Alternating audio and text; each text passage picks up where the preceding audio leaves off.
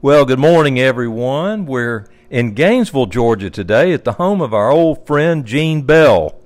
Today we have the pleasure of spending time with Gene and also with Lynn Rasco. Gene and Lynn are both retired from Cemex after long careers in cement sales. I met Gene within weeks of my joining Fulton Concrete in 2002. At that time, Gene was selling cement for Holcim, and they were a major supplier to us at Fulton Concrete and a very strong business partner. Well, Gene, let's just start with you here for a little bit, and I'd really like to hear about where you grew up and what you enjoyed when you were a boy, and just tell us a little bit about yourself. Well, I grew up here in Hall County. Went to Hall County schools, graduated from South Hall High School, which is now Johnson High School. What did you like to do when you were a boy? What were some of your hobbies and interests? Well, I rode horses. Okay. Played Indians. Now, where'd you meet Miss Mary Lynn?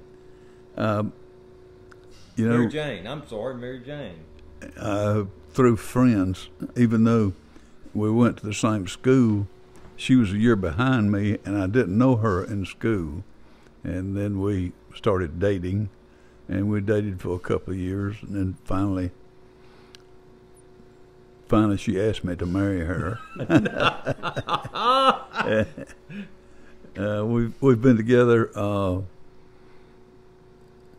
63 years. Wow. And it's been heck.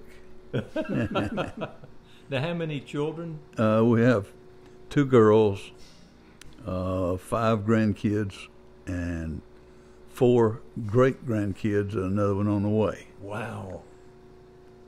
Now, I'm trying to remember, Gene, you've got, there's a musician. Is it one of your grandkids that's a... Yes. Refresh my memory. Yes. He was a lead singer for the Fiddleheads, and he is now working for a construction company, but he still sings. And what's his name? Adam Kirsch. Adam Kirsch. Yes. Yeah, he was. I remember you telling me about that, and I listened to some of his music, and it's wonderful. Very talented. Yeah, he is. He sure is. Well, now tell us about how you found your way into construction materials and concrete or cement, and what was tell us your work history. You know what I mean? When you started? Yes. Out of high school, I went to work for Joe Irvin Concrete in Gainesville, and driving a dump truck from a quarry up there. And up there we had a ready-mix plant, a pipe plant, and miscellaneous sales. And I did that for about 6 months and turned the truck over there. And I guess he decided it's time for me to get in the office. So I worked. Now, did you turn over a concrete mixer? No, a dump truck off a 24-foot trestle where you could pull up and dump, and the pin came out of the back and lost it out, and that boom, it didn't hurt me, but it shook me up. Didn't it? Shook me up big, yeah. And from that I went to work in the office there. Finally I was in charge of all sales. Then I went on the road in about 1970, and they would furnish a vehicle, and now this is still Irvin? It's still Irvin Concrete, Gotcha. Which was owned by Vulcan Materials Company. See, I didn't know that. Yeah. And just as a side note, as you well know, when you say Joe Irvin, when I came to Fulton, he was the salesman and he was probably pushing 80, and he was the salesman for our Flowery Branch plant. Right. In a really respected, he was a real gentleman. But you carry on. Keep going. Yes, he's one of the nicest guys I ever worked for. of course, along with Lynn. Of course, of course. So you're on the road for Irvin. Keep going. Keep talking. Okay. I'm on the road with Irvin Concrete, and had several offers from these cement companies to go to work with them, but I wanted to get my girls raised before I went on the road, and I had one in Georgia and one about to go, and I accepted the job with United Cement Company, and I was with the total amount. I was with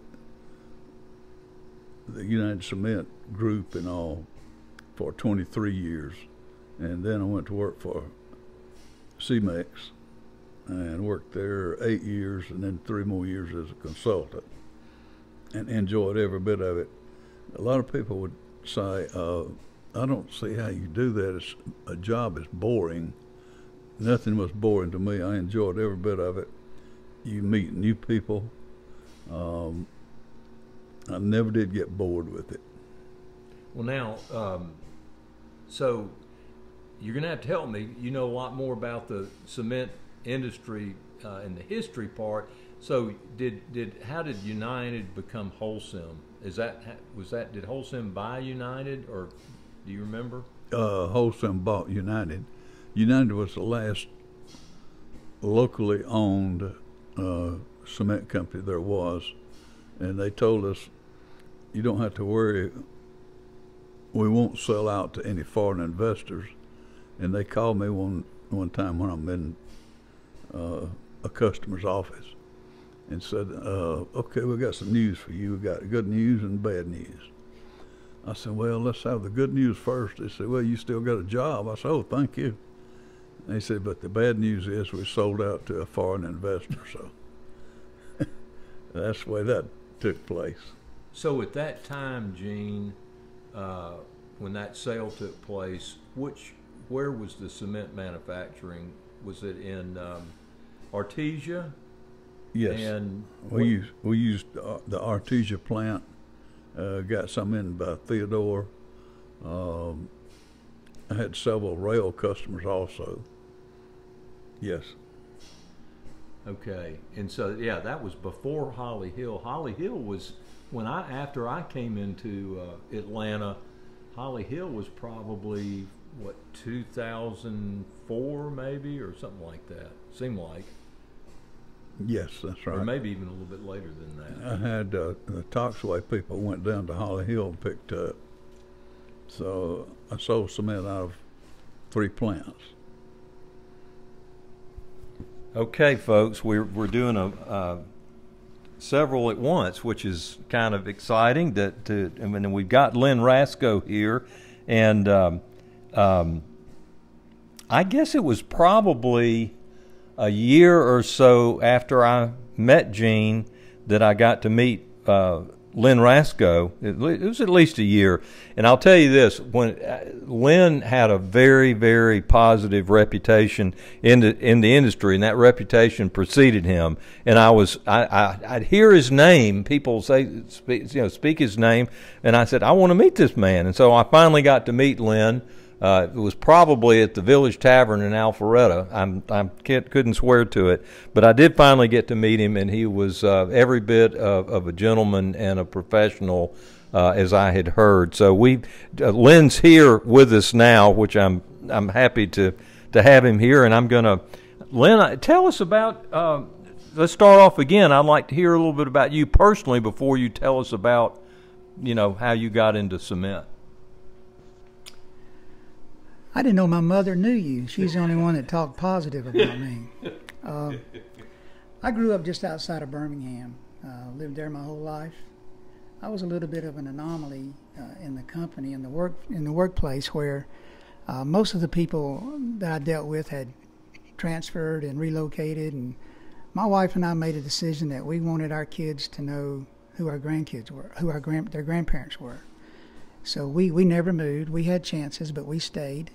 And as soon as my kids graduate from college, they move away. I tried to explain to them, did you not see that example that we set? So, Oh my! but I grew up in a small town where you knew everybody, and everybody knew you, which was good and bad. It was always great when you needed something, but it was always bad when you had done something. Right. Because by the time you got home, everybody in the household knew you had done something.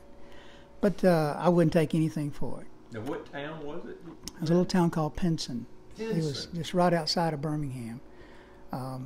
Just one of those places where God put us all there at the right time, and just had really good friends and good people, good families. Just like almost like something like a Mayberry type thing. Just a small town that everybody just got along. It was a neat place to be.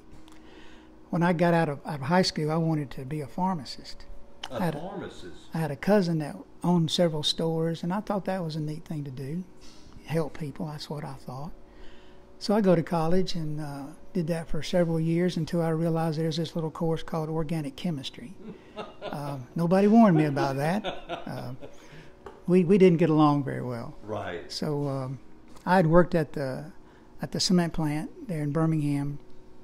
When they built that plant in the early 20s, my grandfather had helped clear the land when they were building the plant. So when the plant got started, he went to work there as a carpenter. And when he retired 42 years later, he was a production foreman. My dad went to work there. He worked there 44 years as an electrician.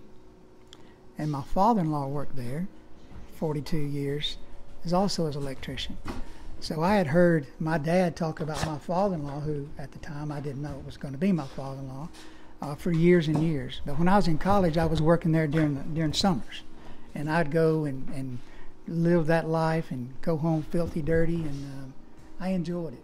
And what was that plant? And it was Lone Star at the time. Lone Star, gotcha. It was Lone Star at the time. But it was a special time. Got to meet some good people and just see how well my dad and my father-in-law, my dad at the time, was perceived and his reputation. And I can remember him telling me the only thing when I went to work there during the summers, don't embarrass me.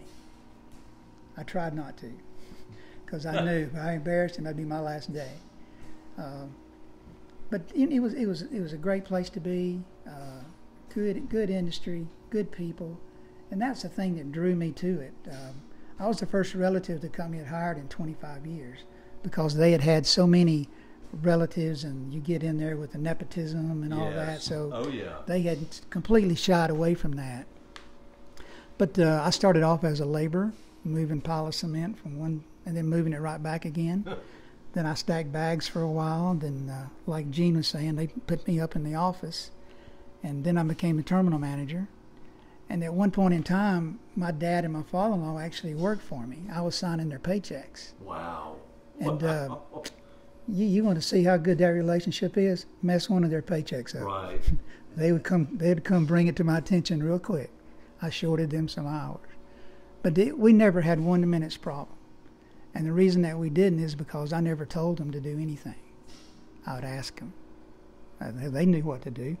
I was just trying to stay out of the way. And that's exactly how, when I got into sales, it was pretty much the same way. I just wanted to stay out of the way. Yes. We had a salesman there in Birmingham. His name was Skeet Inman.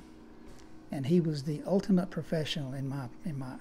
He never got upset about anything. If we had issues, if we had messed something up, Skeet would never come in there and raise Cain or pitch a fit. He would always just say, how can we fix this? And that really, really just set a tone with me. How can we fix this? And I guess one of the things I miss about working is fixing problems. Yes. But the industry's been good to so many of us, and there's so many good people in the industry. Whether you're on the cement side or the concrete or aggregate, whatever you were doing, just really, really good people. Well, now, can you get us up to the Cemex time? So you were Lone Star. Yeah, when I started off, Lone Star had already sold out to, they became Citadel. Citadel Okay. was Lafarge's first entry in the United States. Okay. And it went from Citadel to, it went to General Portland, and then it went to Lafarge. Those were all under the Lafarge umbrella. And then it became Medusa in 93. Okay. And then in 98 it became Southdown. And then in 2000 it became Cemex. So we didn't throw business cards away. We didn't ever know who was going to buy us next. So we may have one. We could save a little money on printing. We just never knew what was going to happen next. Yeah, Gene's got his old Cemex card. That's what I'm looking at right there. I probably have one of those in a box at home. So tell us about when you came to know Gene. Do you remember? No, he had left Holnam. I'm not sure what the name was at the time, because it changed too. Yeah. But he had left that company, and we needed someone in this particular market, and he was the perfect fit. I mean, we tried to bring people into our group that had, credibility, and it was respected, and no one fit that bill any better than Gene. And he had relationships with people that we really didn't have, or we knew him but didn't have that strong relationship like Gene had.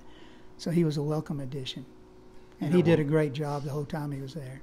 Before we started the interview, we were chit-chatting, and you were talking about relationship. Would you go back to that a little bit? I think it's so important. Your thoughts on the value, if you will. No, I mean, I truly believe, and I've taught my son this and my daughter too.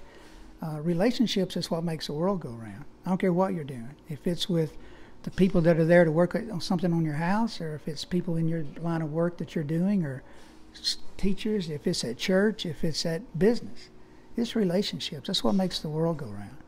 You have good ones, and you have bad ones, you try to make them better. It's when you were talking about that, I was thinking, I will never forget Randall Porter when I came to Fulton. Of course, I'd met Randall when I was 16 years old. The year he started Fulton Concrete, we were in a hunting club in Washington, Georgia. I was 16, and he was probably 32, and he started that Alpharetta plant. But I'd known Randall, and then of course I came to work as his VPGM in 2002. But I'll never forget coming in and getting involved in the business. And he said what you just said, Lynn. He emphasized to me, and he said it really comes down to this when you're choosing people to do business with. He says 2 key things: you got to be able to help me, and I got to like you. But he really emphasized what you just said and lived by that. And I think that's why the business was so successful. The next thing I'd like to hear y'all talk about a little bit is what did you find to be enjoyable about selling ready-mix folks, ready-mix producers? What was some of your fond memories, and what did you like about the industry? Well, for myself, it was the people again.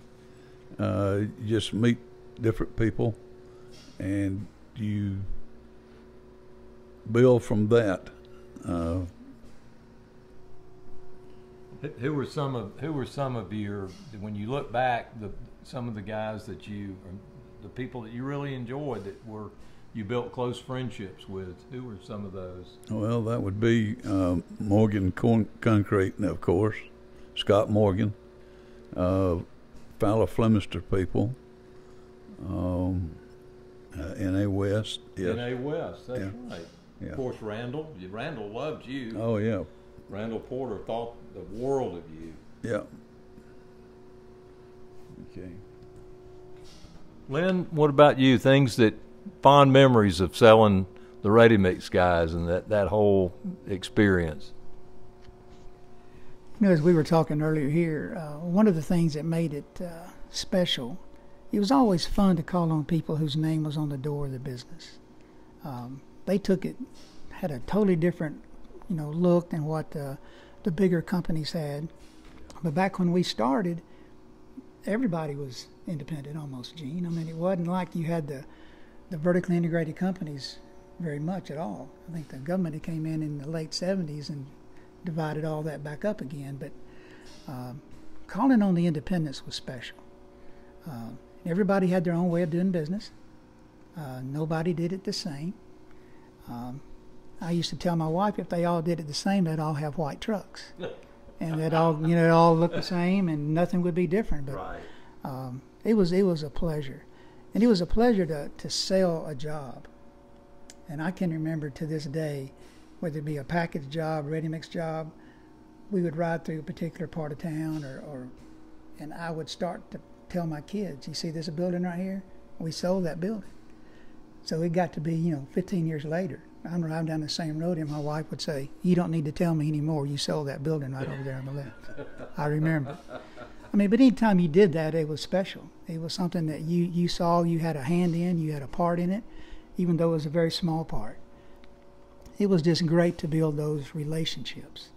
And it wasn't just about business. It became more than that. Families got along, and conventions were not just let's go check the box and go, or let's go register and never go to a meeting.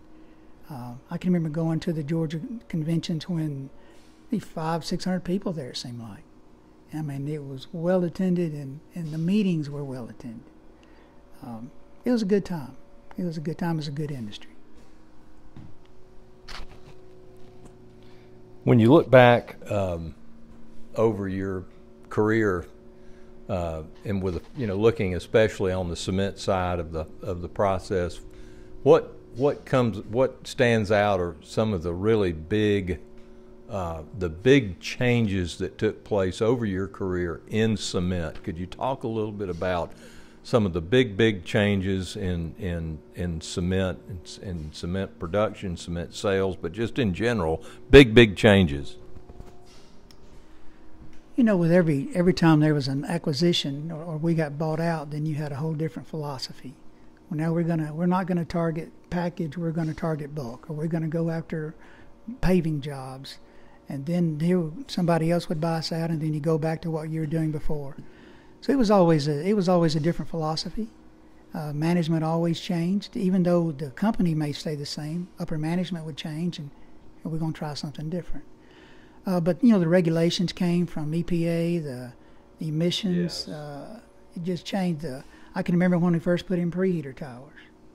I remember there was a plant across from us in Birmingham. They put in a preheater tower. It cost $1 million. Wow. And this was back in the early or mid 70s. I remember my dad talking about that they had told our company that if we had to put that in here, we'll shut down. But eventually they had to put one in too. But then that company that put it in shut that down and bought another plant on the other side of town. I mean, it was always trying to upgrade and get more efficient and be able to make I don't want to say a cheaper product, a better product, but at the same time you're trying to maximize your cost as well, just like a ready mix guy is trying to do on his product. At the end of the day, it's about making money. It's about building those relationships so that you can continue to make. At the end of the day, it's about being profitable, whether you're stockholders or owners. Right. If you're not, we used to talk about in our sales meetings that we didn't need to make another ton of cement for practice. Our customers didn't make concrete for practice. There's too much of a risk on the ready mix side with the truck and the liability. I just could not imagine. Like you take somebody's got 50, 60 trucks, the thoughts that must go through their mind every day about if I have this, if I have a wreck, so many things that could happen. Too much risk not to be making money. Gene, how about you? When you think back over your long career, what were some of the big changes that kind of stand out in your memory? Well, that's a problem as a memory. I really can't think of any right now. That's okay. What about on the logistics side, with rail and trucking and anything around that, and the handling of the material handling side? I mean, as we were talking earlier about how Gene took one of the terminals and, you know, quadrupled the sales going out of there. You know, rail cars, barges, water traffic. It all would open up new markets for you. And then it was easy when everything worked, but when the water in the rivers got high, barges couldn't move. The water got low. If there was fog, just move the barge. It got to be it was a battle. But then with the rails the same way. The rail has got to be as independent as I think anything around. Once again, a great form of transportation, but they seem to have their own set of rules now. And I can remember in Charlotte one time we were completely out of cement at 2 terminals. We had 18,000 tons of cement sitting on rail cars in the Charlotte market. You could almost see the cars from the terminal, but they wouldn't place the car. We had people talking about our families. I mean, we had businesses shut down, paving jobs shut down, but we couldn't get the product. It's not that we didn't do our part. It's you're so dependent on somebody else at times to make sure everything works well. That's what's so beneficial about a job when everything does come together. Yes. It wasn't just something that the salespeople did. Right. It was the logistics. It was the back office. It was the technical side. It was the production guys at the plant.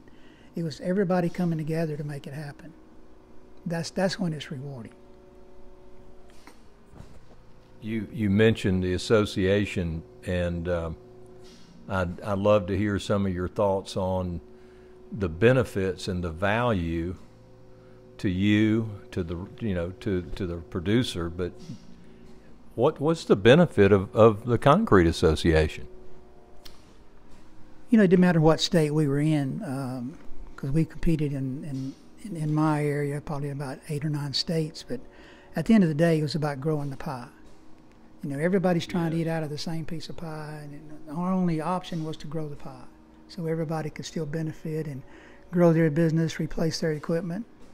You're talking about things going back to about the changes in the industry. I can remember when the first front discharge truck came, and I was like, "What in the world? They messed up making that one. I mean, that thing didn't even look right." But I can remember they would when they first got them, they were getting a premium for using those trucks because it took maybe a less person on the job side, and of course that didn't last long, but it sounded good at the time. But the association was always good about going and fighting the battles with the states and trying to help get different emissions and laws passed that was not only smart, but they were beneficial for the industry, and then they were not harmful to anyone else, but beneficial to our industry.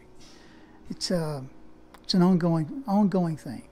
Because every time you changed government, then all of a sudden they have a different emphasis on what they want to. It was like having somebody come through the plant from OSHA or from MSHA. One inspector may want to only look at electrical items, and the next guy didn't care anything about electrical. All he wants to do is, let me see your ladders. Are they safe? Or your guards over your belts? And it all changes. That's what's so good about the industry, as Gene said. I mean, it was something new every day. Yes. It wasn't monotonous. Never monotonous. I got one more question that I always like to hear, and it's what kind of advice would you offer to people coming in, new people coming in, new employees coming into this industry, whether they're coming into cement or come into ready mix? What advice would you give? Well, my advice would just be yourself. Don't lie to the people. It's about the best that I could do. And that can be easier said than done. Oh, yes. Great advice. As Gene, just come in and learn. We were talking earlier about people with great educations, and it's a very great thing to have. And if you have that, congratulations. But never think that because you have that piece of paper, you're the smartest guy. You can always learn something. Go find you a Gene Bell who you can sit and ask questions and let him be your mentor. I think that's something that is missing so much in our society today. Not just in our industry, but if you look at it in the churches, in the schools. Find somebody that's been there, that's done that, and can explain to you how it should be done. Because I promise you, if you're going to build relationships, you're not going to build them any different now than Gene did. Absolutely. 50 years ago. You're not going to build them any different. If you do, they won't last. They simply won't last. Well, I'll tell you, it is really such a special time for me to see both of you, because coming into this industry new as I did a little over 20 years ago, both of you were so kind to me and helpful and supportive, and I just have such a great respect for you, and I'm so glad that Gene, I know you've had some health issues lately, and I'm just grateful that you would be willing to take a little time and sit with us and talk. And Lynn, for you to come over from grandkids in South Carolina, appreciate that. I'm just, again, I'm so glad we got together, and I really am appreciative of it. And so thank you both. Thank you very much. And Lynn, good to see you, buddy. Same here. It's good to see you as well. Appreciate it.